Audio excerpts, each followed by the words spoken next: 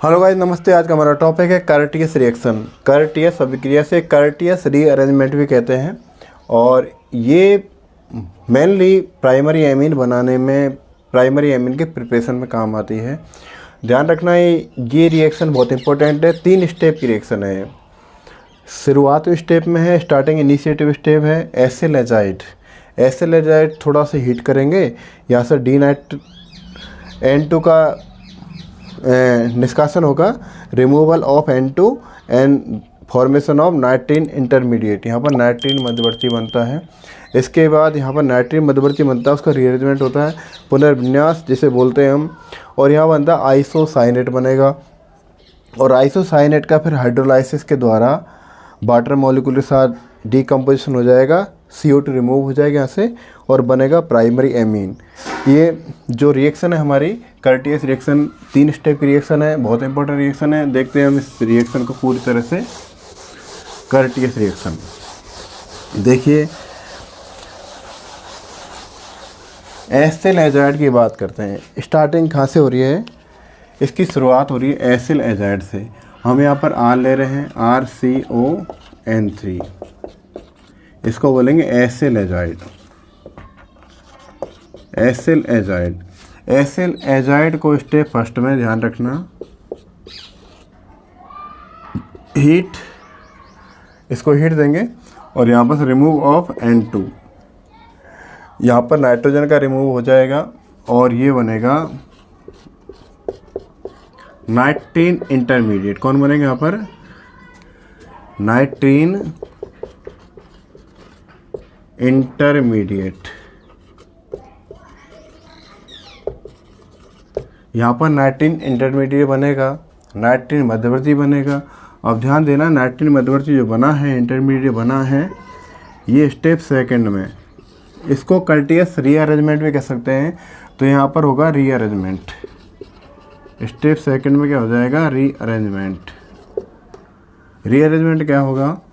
ध्यान रखना, नाइट्रोजन के पास जो लोन पेयर्स हैं, ये नाइट्रीन बना है, ये यहाँ इस तरह से कार्बन और नाइट्रोजन के बीच सिंगल बॉन्ड है, इसको डबल कर देंगे और यहाँ पर जो एल्किल ग्रुप है ये यहाँ से रीअरेंज होकर कहाँ पर चला जाएगा? N के साथ। कहाँ पर जा रहा है? N के पास। मतलब एल्किल ग्रुप नाइट्रोजन के साथ बॉन्ड नहीं करेगा और नाइट्रोजन का जो लोन पेयर है वो कार्बन और नाइट्रोजन के बाद सिंगल बॉन्ड है, नहीं डबल हो जाएगा। तो यहाँ पर जो व्यवस्था हो जाएगी हमारी, ये हो जाएगी R तो यहाँ पर है ही नहीं है, इसको हम इस तरह लिख सकते हैं। देखो C+O। पहले मैं इसी तरह लिखूंगा, इसी फॉर्म में। यहाँ पर N के साथ फिर कौन था? लोन पेयर से वो चले गए N, अब लोन पेयर किस रूप में आ गए? Lone pair convert in 1 bond, and C+N हो गया और R यहाँ पर आ जाएगा। तो इसको हम लिख सकते हैं RNCO। इसको हम इस तरह भी लिखा जा सकता है आपकी, देखो RN+C+O, इसको बोला जाएगा एल्किल लगा हुआ है तो एल्किल आइसोसाइनेट। एल्किल आइसोसाइनेट इसको हम बोलेंगे, राइट। अब हमें प्राइमरी एमीन बनानी है। प्राइमरी एमीन जो होता है वो RNS2 या ARNS2 होता है। ये स्थिति मतलब एल्किल ग्रुप आना चाहिए, उसके साथ NH2 होना चाहिए। अब देखिए यहाँ पर स्टेप हमारे पास, स्टेप थर्ड में वाटर मॉलिक्यूल लेके आते हैं। वाटर मॉलिक्यूल H2O है। हमें रिएक्शन समझाने के लिए मैं इस तरह लिख रहा हूँ। तो इस यहाँ पर वाटर है और वाटर के कारण यहाँ पर लाइसिस होगा, तो इसको बोला जाएगा हाइड्रोलाइसिस। लाइसिस मतलब डीकम्पोजिशन हो जाएगा, तो इसको बोलेंगे हाइड्रोलाइसिस। ध्यान रखना, देखो इस तरह बॉन्डिंग, यहाँ से ये बॉन्ड इस तरह से चला जाएगा।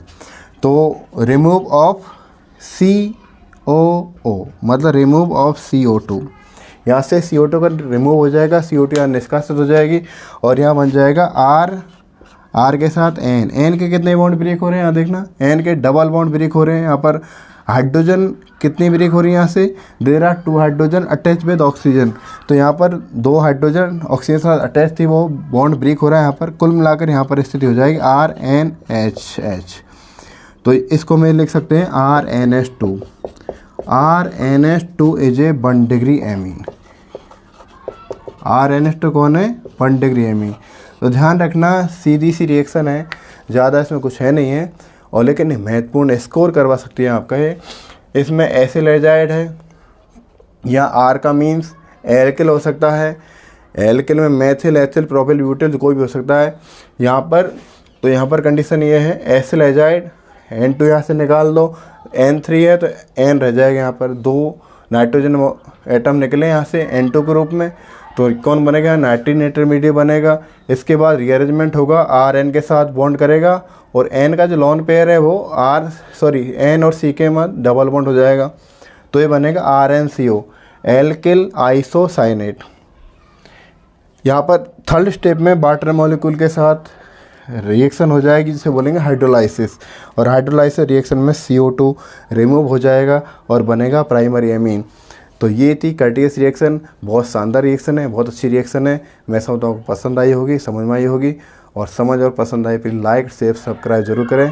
मिलते हैं अगली क्लास में। All the best.